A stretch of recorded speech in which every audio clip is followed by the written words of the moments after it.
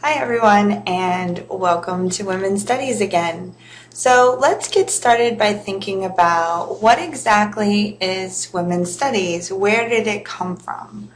So thinking about Women's Studies, first and foremost, it explores gendered existence. Well, what exactly do we mean by gendered existence?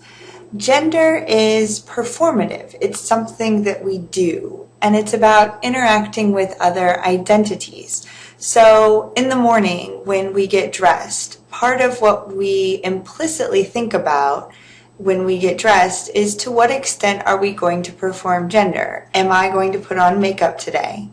Well, if yes, then I'm performing gender because in the Western world, we generally think of makeup as a very feminine thing. When we decide to put on heeled shoes in 20th century, 21st century America, that is a feminine thing to do. So I am gendering myself female. If I decide to put on, say, basketball shorts and Nikes and shave my head and, I don't know, tat up full sleeves, then I'm starting to perform masculinity because gender is about performance. Those are sort of more permanent forms of performance once I start adding things like tattoos, right? But it can also be about the interaction. So I might speak in a lower voice when I want to convey masculinity. If I want to convey femininity, I might talk a little higher, put a little lilt in my voice, right? That's gendered existence. But in that same way that I'm controlling my gender, you also are perceiving my gender. So it's reciprocal. Women's Studies forces us to think about this analytically. So instead of just doing, we actually contemplate what are the implications of doing gender. In addition, it tries to rebalance androcentrist curriculum. So think about your philosophy classes, your theology classes, your chemistry classes. In those classes, how many times have you read pieces from feminine scholars? So scholars who are women, who are females who identify as women. 50% of the time, 20% of the time, 10% of the time. In academia, until the 1970s, very few courses included much more than a marginal amount of content that was written by women. So part of the development of women's studies was rebalancing the curriculum to include things that were written by women. But by women isn't really the full picture. It's also about including the feminine voice. And that doesn't necessarily always mean that it must be by women. It means incorporating women's experience and incorporating gendered experience into the curriculum. The other important component to women's studies that makes women's studies fundamental to academia and is the contribution of women's studies beyond other disciplines is that it critiques the other disciplines that have existed prior to women's studies. So related to that previous point, women's studies is thinking about what are some of the issues with the way sociology has approached analyzing society when it hasn't thought about gender. And now sociology includes gendered analysis. Part of that is attributable to the development of women's studies and the way in which disciplines interact with each other. And we could say the same sorts of things about philosophy, theology, political science, really any discipline, psychology.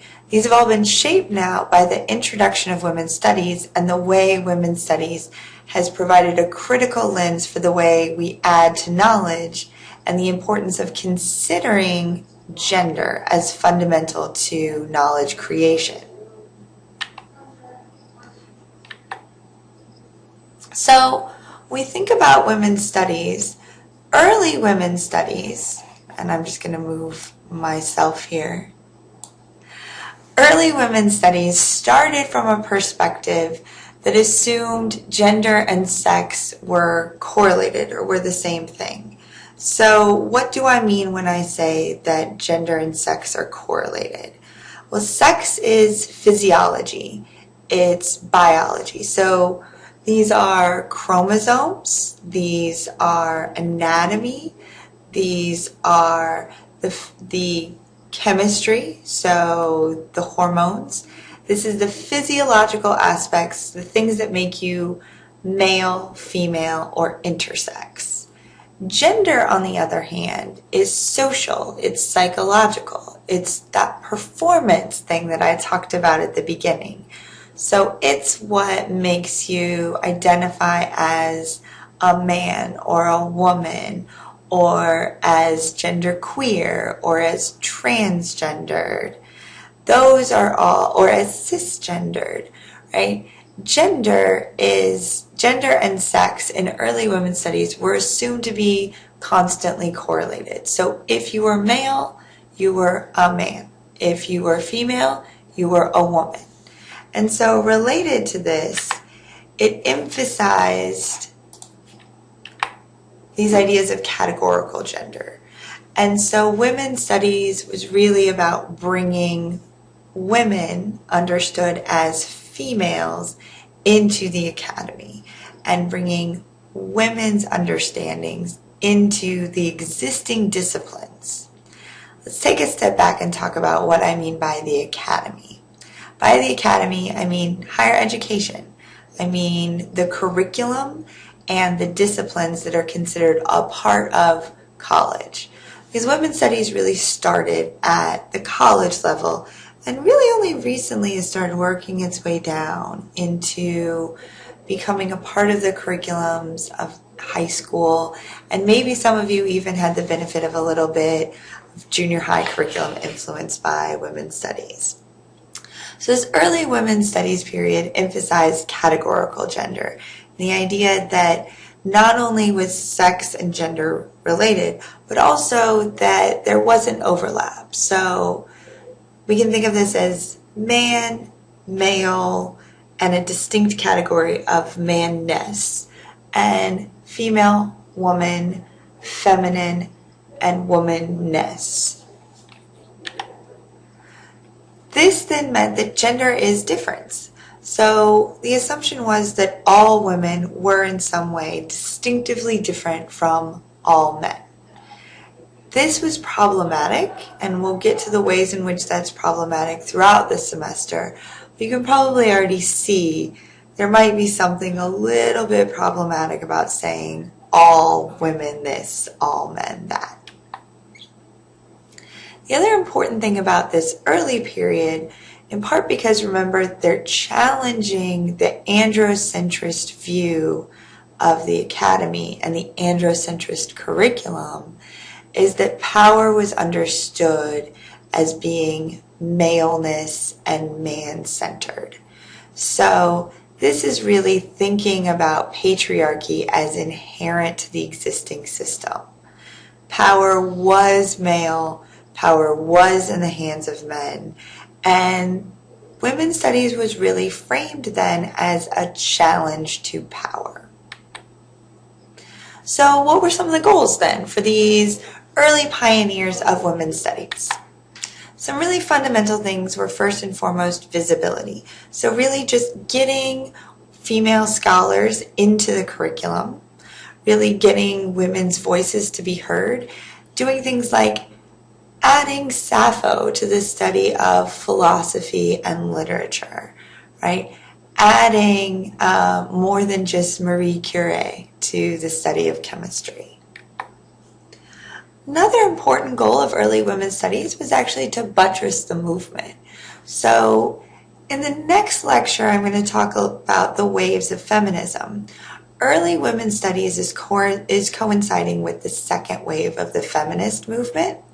And so it's really trying to buttress that movement, really builds on the idea of there are some essential aspects of womanness that we can all build on, this idea of building a women's movement.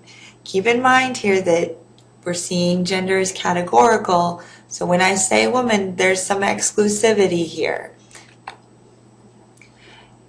Related to these ideas then is this emphasis on shared experience, this commonality amongst women. So we'll talk a little bit more as we go throughout the semester about some of the problems, but let's go ahead and move forward to the modern women's studies. I'm going to go ahead and move myself again. Promise I'll get better at this as the semester goes on. So modern women's studies is really thinking about after women's studies, departments are starting to come into fashion at modern universities, at elite institutions, and where women have sufficiently entered the academy that we see women integrated more into the curriculum. So the first important change we see is that we no longer have this assumption that gender and sex are always together. Gender is then understood as a social construct. So what's a social construct? Pause was intentional. A social construct is this idea that something is created, that we all collectively make a decision to concede some sort of point. I'd like you all in the comment section on this to elaborate on some other ideas. What are some other social constructs? Because I think maybe the best way to understand social construct is to think about some other examples in our society. So modern women's studies starts to see gender as a social construct, which means that your sex no longer dictates your gender, but also gender is then historical. So what it means to be a woman has changed over time. So think back to my first example of wearing high heels, right? Or just wearing heels in general. Now that indicates femininity. But when heels were first developed, those were masculine shoes. They were intended for men and indicated masculinity. So gender is created and evolves over time. This then was an acknowledgement of the sex-gender system. What we mean by the sex-gender system is that the assumption made in society is that your sex dictates your gender. Remember, sex is that physiological, but gender is behavioral and psychological. The assumption society makes is that what's between your legs dictates what should be between your ears. But if gender is a construct, that's not necessarily true. And modern women's studies started to question that and said, hey, that might not actually be true. Part of acknowledging that then meant, well, gender's not categorical. Different people do gender differently. So the way I do my femininity, because I am a woman-identified person, is different than the way other woman-identified people do their womanness. It varies. And the extent to which I perform femininity even varies. It varies day to day. Sometimes it varies within the day. So gender can't really be categorical. This also acknowledges that not all women are the same, just like not all men are the same. So we can't have these distinctive categories. There are elements of masculinity in women and there are elements of femininity in men. And these, again, are not necessarily dictated by sex. So this diversity within gender also then starts to think about the way those diversities are important to our interactive experiences. What happens when you have interactions between hyper-masculine women and hyper-feminine women? What happens when the interaction is between hyper-masculine men and hyper-feminine women? Just as some examples. Think about that. Have you seen that happen? Were the dynamics different? Were the conversations different? Was the body language different? Maybe all of the above. The other thing that we add, remember that early women's studies period was all about women, and really just women. And that left men out. Men had no room, no place to be involved and a part of women's studies. Modern women's studies acknowledge that that's no way to have a movement, and it's no way to really build knowledge. You cannot categorically exclude an entire group of people and truly build knowledge in a meaningful way. So modern women's studies said, hey, gender is relevant, not just to women, but to men too. And gender shapes the way men experience the world. Think about the men that you know. How does the way they perform their masculinity shape the way other people treat them? Probably in lots of different ways. So the goals then, of course, are changing, right? Now we have as a clear maxim to give voice to all forms of gender oppression. Sure, women are oppressed as women, but lots of men are oppressed as men. Think about custody battles and the way men encounter discrimination over access to particularly young children. That's gender discrimination just as much as women who aren't hired for a job in construction. The discrimination is different, but it's gender discrimination just the same. Now, arguably, we're either in postmodern gender and women's studies, or we're moving past this. So first, let's talk about what postmodern, and note that I've added gender and women's studies is, and then think about where we might be headed next, whether we're still here or whether we're moving on. So the first thing that we add now is this idea of a reconstruction of gender. So not only is gender historical from the last wave, but now we start to think about the way gender gets reconstructed across space and time. So gender in the United States doesn't look the same as gender in India, which doesn't really look the same as gender in France, which doesn't look the same as gender in South Sudan.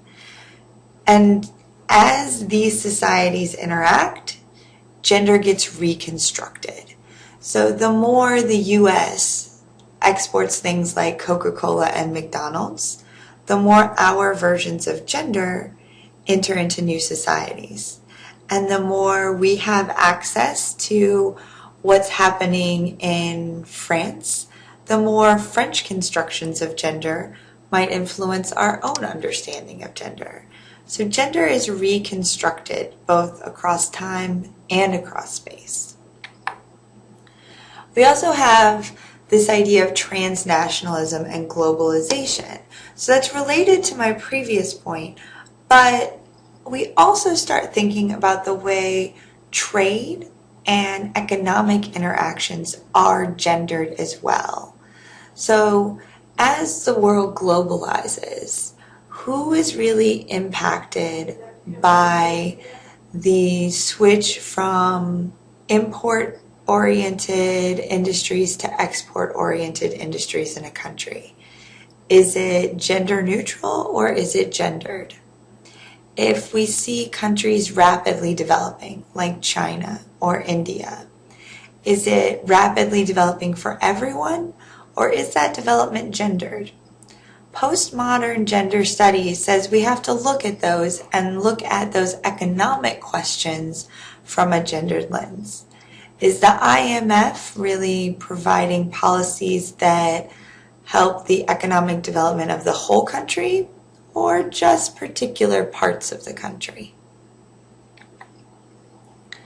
We also add this idea of a gender spectrum. So where modern gender studies or modern women's studies said gender is no longer categorical, Postmodern gender studies says gender is a spectrum. So think about an actual spectrum, right? Like a visual spectrum. And on that, you don't have clear categories like crayons. Instead, you could move in between the colors fluidly. Gender is kind of the same way. And if we think about gender that way, then it makes even more sense that an individual doesn't have a set, constant gender, but instead, over the course of a day, a week, a lifetime, our gender evolves, it changes. We perform differing levels of masculinity and femininity. The way we understand those things changes over time. So gender really is not just evolving, but a spectrum individually. Another thing we add here is this idea of intersectionality relating to interdependency. So not only is my gender a spectrum, but my gender is influenced, and the way I perform my gender is influenced by other parts of my identity. So my whiteness, for example, pretty obvious, hence the video in the corner, right? The fact, like my socioeconomic background, my education level, all of those parts of my identity, my religious affiliation, all of those things are identities that I have, and they intersect and interact with my gender. Those things also shape the way I understand my gender. So how I perform femininity and womanness would be very different if I were Muslim, and it would be even more different if I were Muslim and in, say, Nigeria, right? These things impact the way we do gender. And I really want you all to think about gender as a thing you do, as opposed to a thing you are. So what are the goals for postmodern gender studies?